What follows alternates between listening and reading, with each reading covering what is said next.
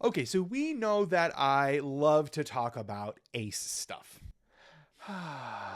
Ace stuff. But something else I love that I don't talk about nearly enough on the channel is horror. I have been in love with horror since I was a kid. The very first horror movie I ever watched was Friday the 13th, and I watched it probably when I was 8 years old. I don't really know what my parents were doing, but bless them.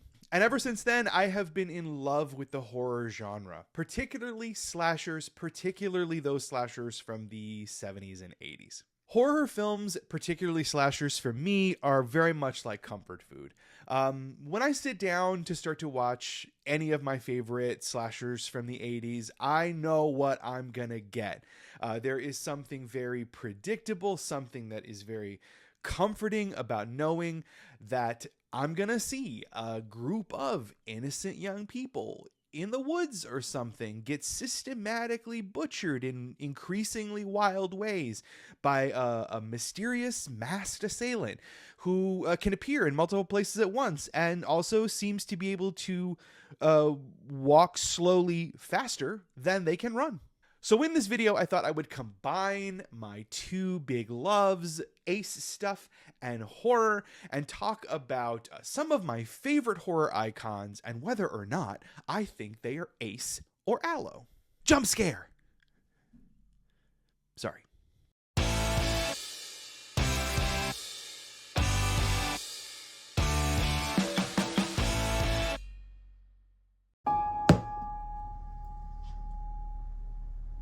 Okay, John Carpenter's Halloween is my absolute favorite horror movie of all time. Love. It is the single horror movie that I have seen probably more times than any other single horror movie. And although I cannot necessarily express the same kind of undying love for the rest of the franchise, that original, man, it's a banger. And nothing about the Halloween franchise would work at all without Michael Myers. Because you remember, they tried it. They tried it with Season of the Witch. And although I dig that movie, there was no Michael. It did not work. So do I think Michael Myers is ace or allo? I think Michael Myers is absolutely ace. When we look at Michael Myers throughout all the films in his nondescript jumper and his white, emotionless, featureless, basically face. He is embodying what most people think of as stereotypically asexual, right? I mean, when people think of ace folks, they think we're just like, boom, blank slates. Nothing happening, nothing going on. Just blank slate humans. Michael Myers embodies that in how he looks. He doesn't speak, so we never hear him say anything. All he does is lurk around, is menacing, and shows up in places and kills the children. And to further embody some of the stereotypes people have about asexuals, he does not enjoy people that have the sex. From the very jump of the Halloween franchise, Michael is going after those who are getting it on. He gets his sister Judith right away and doesn't let up. The only person who survives the original movie is the virginal and very chaste Laurie Strode. But while I think Michael Myers is ace, I also want to suggest that he is potentially homoromantic, just because I want to insert Michael Myers into the gay culture, because Michael Myers lives for the drama. He's not just content to run around, lurking around, stalking Laurie Strode. No. When he is dispatching with the teens in Halloween, he is pulling stunts. Michael has the tricks. Michael is working it. He is a queen who lives for the drama. He hides in the car to dispatch with Annie. Bob is installed on the wall in the kitchen like a dog's playing poker painting. And to get rid of Linda, he dresses up in a sheet, puts Bob's glasses on, and then does that whole scene in the bedroom with her, strangling her while she's on the phone with Laurie. I mean, these are some stunts. He's pulling stunts. And the piece de resistance, when Laurie discovers everybody, he has strategically hidden them about the room so that all she has to do is stumble around, and then they magically one by one reveal themselves. I mean, look, there are a lot of things in this world that may or may not be gay, but girl, that's gay. He's gay culture. Michael Myers is gay culture. But jokes aside, out of all the slashers, Michael is the one that reads the most ace to me. If horror films had kind of a slasher embodiment of not experiencing sexual attraction, it's Michael Myers, who dispatches all the people that he dispatches across the films in a deeply dispassionate way. He is not working from a place of lust or libido or even like extreme passion. He's just doing the thing he knows how to do and trying to like stay out of the mess. Except the mess he creates. So Michael Myers, ace. I'm calling him our horror ace icon. He's my horror ace icon anyway. Michael Myers, ace. The Nightmare on Elm Street series for me is tops in terms of creativity. I don't think there's another slasher franchise that is more innovative and creates a more interesting world to play in and die in than a Nightmare on Elm Street. To survive a nightmare movie, you have to do more than know the rules of the real world. You have to somehow find a way to make it through the confused and contradictory and unexpected logics of the dream world. And that opens up across the franchise so many interesting stories and interesting avenues to create like surprising ways that the slasher genre and form shows up. Now, not every film in the franchise is a banger. Kind of looking at you, Dream Child. But when A Nightmare on Elm Street works, it really, really works. And so much of that hinges on the character of Freddy Krueger and the performance by Robert Englund. So I think it should be no surprise that I am putting Freddy in the Allo column. I mean, if there was an Allo slasher, it's Freddy. Freddy's the Allo one. In his pre-slasher existence, Freddy got into trouble with the community because he was Allo in all the wrong ways. You know what I'm talking about. Allo in all the wrong ways. But even once he is transformed into the nightmarish dream slasher Freddy Krueger that's haunting the children on Elm Street, he is consistently littering the world with sexual innuendos, with sexual advances, and just making everything feel really, really uncomfortably hot.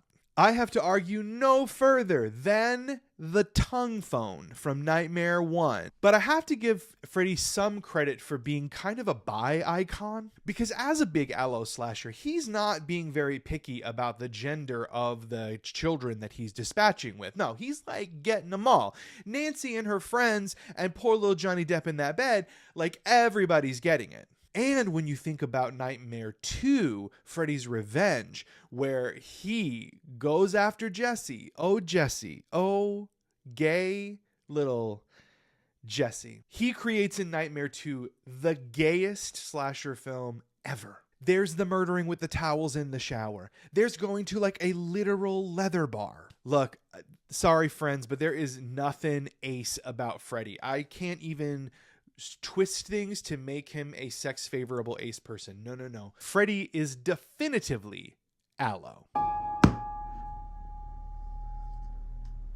The Hellraiser franchise is one of my favorite franchises because it does something so different from any of the other franchises. Where so many of the other horror properties are focused on kind of recreating the same narrative structure over and over again, think Friday the 13th, with just adding mythology to it, Hellraiser is just taking you to this completely gonzo bonkers world that is both terrifying, disgusting, and like incredibly tactile and sensual and sexual all at the same time. Clive Barker created something super gay when he created Hellraiser.